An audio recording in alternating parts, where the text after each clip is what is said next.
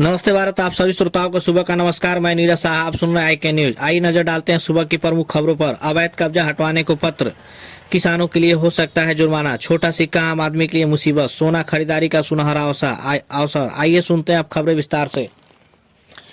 जिला मुख्यालय से सटे सोहरौना स्थित रिलायंस पेट्रोल टंकी के ठीक सामने ड्रीम वर्ल्ड कंपनी की भूमि व सड़क के बीच मौजूद लगभग 2 कट्ठा बंजर की भूमि को भूमाफियाओं से तत्काल अवमुक्त कराने व वहां सरकारी बोर्ड लगवाने की मांग को लेकर बीते दिन बीज विकास निगम के उपाध्यक्ष राजेश्वर सिंह द्वारा जिलाधिकारी को शिकायती पत्र सौंपा गया। साथ ही पूर्व में किए गए कार्रवाई में अग्रिम कार्रवाई करने की बात कही गई। इस बाबत जिलाधिकारी को संबोधित शिकायती पत्र में बीज विकास निगम के उपाध्यक्ष राजेश्वर सिंह ने कहा है कि पडरौना तहसील के सोहरौना गांव में 917 नंबर की बेशकीमती बंजर जमीन है, जिस पर भूमाफियाओं की गिद्ध दृष्टि जमी हुई है। भूमाफियाओं द्वारा उक्त भूमि पर मिट्टी गिराकर कब्जा किया जा रहा है, क्योंकि उक्त भूमि के पीछे स्थित ड्रीम वर्ल्ड कंपनी द्वारा किए जा रहे प्लाटिंग में सड़क पर आने जाने के लिए रास्ता नहीं है, जिससे ये लोग सरकारी जमीन को ही रास्ता के रूप में अवैध कब्जा कर रहे हैं। हालांकि इस मामले में पूर्व में पडरौना के तत्कालीन उप जिलाधिकारी रामकेश यादव ने जमीन की पैमाइश करने के बाद एक सरकारी बोर्ड लगवा दिया था, लेकिन भूमाफियाओं द्वारा इस बोर्ड को किनारे करके मिट्टी भराया जा रहा है। ऐसे में एक तरफ जहां सरकार सरकारी जमीनों में अवैध कब्जा हटवा रही है, तो वही दूसरी ओर मुख्यालय से कुछ दूर कस्या पडरौना मुख्य मार्ग पर स्थित बंजर जमीन पर कब्जा कराना और स्थानीय प्रशासन द्वारा कोई कार्रवाई न करना समझ से परे है। उन्होंने आरोप लगाया कि यदि इस मामले की सही से जांच हो जाए तो कई लोग इस जांच में फंसेंगे। उन्होंने प्रशासन से सवाल किया है कि जब ड्रीम वर्ल्ड की भूमि तक लोगों को आने जाने का रास्ता ही नहीं है, तो प्लाटिंग का नक्शा आखिर कैसे पास हो गया। इसका साफ मतलब है कि कोई न कोई राजस्व कर्मी इनसे मिलकर इन सरकारी जमीन पर कब्जा करा रहा है। फिलहाल बीज विकास निगम उपाध्यक्ष श्री सिंह ने जिलाधिकारी से सरकारी जमीन पर हो रहे कब्जे को तत्काल रोकने, उसे मुक्त कराने व मौके पर सरकारी बोर्ड लगवाने की मांग किया है। कांग्रेस शासित पंजाब प्रदेश में राज्य सरकार द्वारा पास किया गया एक कृषि कानून लागू है। उसके तहत कॉन्ट्रैक्टर फार्मिंग 2013 से लागू चल रही है। पंजाब सरकार द्वारा लागू कृषि कानून के अनुसार कॉन्ट्रैक्ट करने वाली कंपनी से अगर कोई किसान कॉन्ट्रैक्ट तोड़ता है तो ऐसे किसान के लिए 1 महीने की सजा और 5 लाख रुपए तक का जुर्माना हो सकता है। वही दूसरी ओर केंद्र सरकार के द्वारा लागू किए गए हाल ही के 3 कृषि कानूनों में किसानों को कॉन्ट्रैक्ट तोड़ने पर कोई सजा का प्रावधान नहीं है और वह किसी भी समय अपनी मर्जी से कॉन्ट्रैक्ट तोड़ने के लिए स्वतंत्र है। जबकि अगर कंपनी कॉन्ट्रैक्ट तोड़ती है तो उसके लिए जुर्माना और सजा का प्रावधान है। इसे समझना आसान है कि केंद्र सरकार द्वारा लागू तीनों कृषि कानून किसानों के हित में है। अब कांग्रेस सरकार पंजाब को लेकर के केंद्र के द्वारा लागू कृषि कानूनों के विरोध में तो अपनी विधानसभा में प्रस्ताव पारित किया है, लेकिन कांग्रेस नेतृत्व वाली सरकार द्वारा लागू कृषि कानून जिसमें किसानों को सजा का प्रावधान है, उसको रद्द करने की दिशा में कोई कदम नहीं उठाया।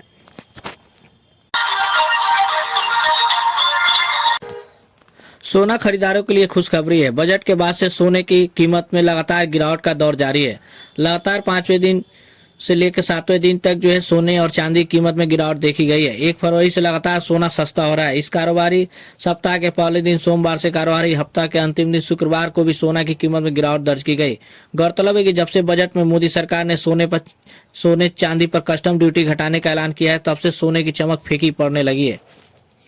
वही बजट पेश होने के बाद से भारत में सोने की कीमत करीब 5% नीचे आ चुकी है। पिछले 5 दिनों में सोने की कीमत में तकरीबन 2500 रुपए तक की गिरावट दर्ज की जा चुकी है। शुक्रवार को सोने की कीमत 163 रुपए की गिरावट के साथ 46,738 रुपए प्रति 10 ग्राम के भाव पर बंद हुई। गुरुवार को सोना 322 रुपए घटकर 47,135 रुपए प्रति 10 ग्राम रह गया।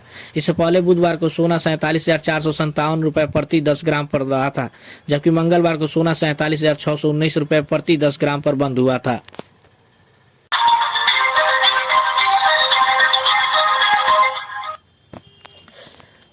एक का सिक्का आमतौर पर मांगलिक अवसरों पर शगुन की रकम के साथ जोड़कर देने की रिवाज में शुभ माना जाता है, परंतु जनपद के शहरी व ग्रामीण क्षेत्रों के बाजारों में फैलाए गए भ्रम के चलते 1 रुपए का छोटा सिक्का आम आदमी के लिए मुसीबत का सबब बन गया है।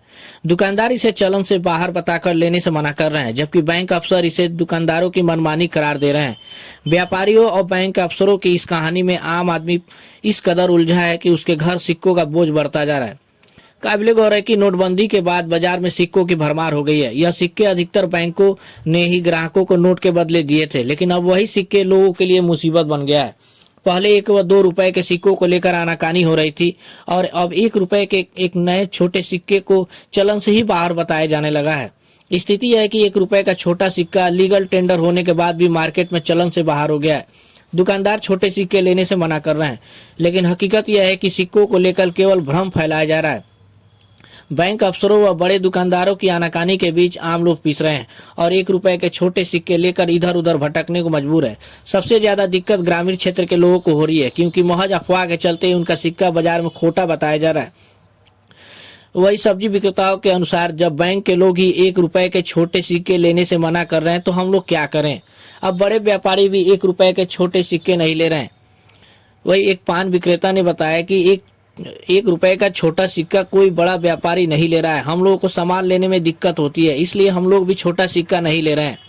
वही सब्जी खरीदने आए दुकानों पर सिक्कों को लेकर कहासुनी भी होती रहती है। दुकानदार पहले तो 1 रुपए का पुराना सिक्का नहीं ले रहे थे, बाद में 1 रुपए के छोटे सिक्कों को चलन से बाहर बताया जाने लगा है। छोटे सिक्कों की समस्या से लोग परेशान हैं। कहते हैं कि कई बार बाजार से ही छोटे सिक्के मिल जाते हैं, लेकिन वापस दुकानदार को देने पर दुकानदार छोटा सिक्का को खोटा सिक्का कहकर लेने से मना कर देते हैं। फिलहाल सिक्कों की इस कहानी में सबको संकट में डाल रखा है। वही बैंक प्रबंधक क्या कहते हैं, आपको बता दें कि state bank, Punjab national bank और बैंक ऑफ बड़ौदा के शाखा प्रबंधकों का कहना है कि सिक्का जमा करने में कोई दिक्कत नहीं है। अगर कोई बैंक को दोष दे रहा है तो वह गलत है। लोग अपने खाते में सिक्का जमा कर सकते हैं। वही क्या कहते हैं जानकार, इसे भी जानिए। अर्थव्यवस्था संबंधी जानकार बताते हैं कि भारतीय रिजर्व बैंक के स्पष्ट आदेश है कि सभी भारतीय मुद्रा चलन में है, इन्हें लेने से इनकार नहीं किया जा सकता है। इतना ही नहीं, इसके लिए सख्त कानून भी बनाया गया है। यदि कोई लेने से इनकार करता है संबंधित पुलिस स्टेशन में उसके खिलाफ शिकायत भी दर्ज कराई जा सकती है। जानकारी अभी कहते हैं कि कोई भी भारतीय मुद्रा अचानक बंद नहीं होती है। सरकार ने जब 500 और 1000 के नोट बंद कर दिए थे तब भी उन्हें बदलने और जमा करने के लिए 50 दिन का समय दिया गया था। अगर सरकार को एक का सिक्का बंद करना होगा तो इस प्रक्रिया को फॉलो करने के बाद ही बंद कर सकती है। 1 रुपए का छोटा सिक्का बंद होने की बात सिर्फ अफवाह है।